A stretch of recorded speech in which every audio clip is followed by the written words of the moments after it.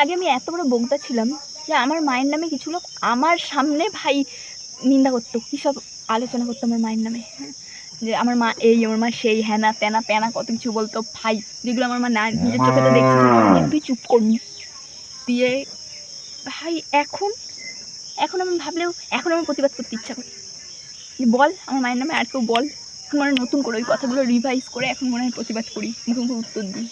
আর সেইটা আমি এত চেষ্টা করতাম আমি প্রতিবাদ করার, আমার গলার কাছে এসে সব প্রতিবাদ দলা পাখি করে গলার এখানে আটকে যেত পাথরের মতো, আমি কিছু বলতে পারতাম না, সব আমার সামনে বলতো ভাই, ফ্লেক্স মেরে মেরে বলতো ওরা, আর আমি শুনতাম খালি, কিচ্ছু বলতে পারতাম না, আমি কিচ্ছু না। তাদের বাথরুমে গিয়ে অবধি আমি কান্না করেছি, এখন আমার এইসব কথাগুলো মনে পড়ে, হ্যাঁ, তাদের বাথরুমে গিয়ে আমি কান্না করতাম আমার মায়ের নামে এইসব কথা শুনে, তবু আমি প্রতিবাদ করতাম, এত বোগদা ছিলাম। এরম কেউ হয়? এখন আমি তৈরি হয়ে গেছি, আমার মা বাবার নামে কেউ কিছু বল পুরো একেবারে খপখপ করে দেবো ভাই। আমার মা বাবার নামে আমার সামনে ফ্লেক্স মেরে বলে, কি অকাত! আগে বলতে পারতাম না আলাদা কথা, বেশি সম্মান দিতাম, কি সামাজিক সংস্কার ছিল আমার মধ্যে কে জানে।